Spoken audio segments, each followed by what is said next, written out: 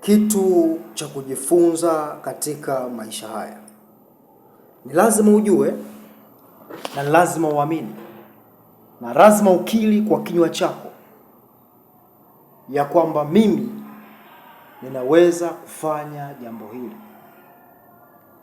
Lazima ujiaminishe, lazima ujikubali mwenyewe na lazima ujiamini ya kwamba mimi ninaweza kufanya jambo 1, 2, 3.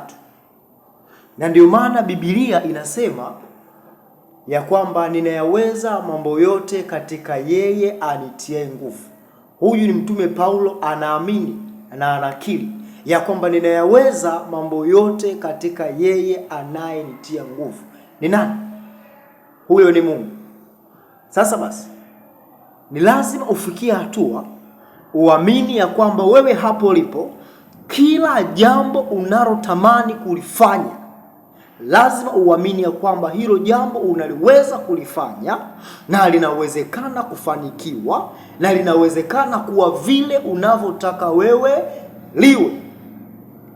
Isipokuwa lazima uamini ya kwamba ninaliweza katika Mungu anayenitia nguvu. Muamini Mungu, muombe Mungu, alafu mkabidhi Mungu hilo jambo unalotaka kulifanya. Amini kwamba Biblia inasema ya kwamba ajionavyo mtu nafsini mwake hivyo ndivyo alivyo. Sasa basi, jua kwamba wewe unavyojiona katika nafsi yako, ukijiona kwamba hauwezi, amini kwamba hautaweza. Mungu akamwambia Musa juu ya habari ya wana wa Israeli walipokwenda kuipeleleza nchi ile ya Kanaani, wakakuta watu makubwa, wakakuta watu ni wakubwa, watu walioenda hewani, wakasema tumeona watu wakubwa, watu majitu, wana wa Hanaki, manefili. Wakasema wao wamejiona kuwa kama mapanzi mbele za wale watu.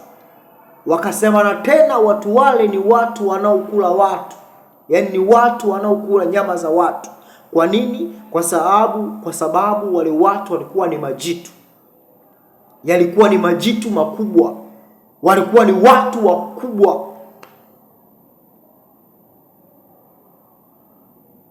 Wakasema kwamba wao wakajiona ni kama mapanzi mbele za watu wale. Unafikiri kilitokea nini pale? Kitu kilichotokea pale ni kwamba Mungu alimwambia Musa ya kwamba watu hawa hawataingia nchi ile ya ahadi, nchi iliyomwapia Ibrahim mtumishi wangu ya kwamba wataingia, bali nitafanya sawasawa na maneno yao walioyaongea katika masikio yangu.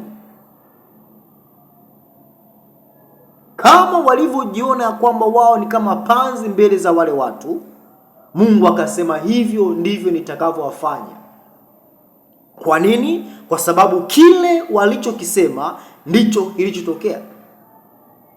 Akasema kwamba ajionavyo mtu nafsini mwake ndivyo alivyo. Sasa basi, ni lazima ujue na ni lazima ujitambue ya kwamba inakupasa ujiamini ya kwamba wewe unaweza kufanya kila jambo unaloliamini unaloweza ulifanya. Na ndio maana Mtume Paulo akasema ya kwamba ninayaweza mambo yote katika yeye anitie nguvu. Amini kwamba unaweza kufanya kila kitu. Hiyo mipango unayoipanga, amini kwamba unaweza kuifanya. Hayo malengo uliojiwekea, amini kwamba utayafanikisha. Lakini ukimtanguliza Mungu kwanza. Na mimi ninakuombea kwa Mungu ya kwamba akakufanikishe yote unayoyapanga, na Mungu akubariki.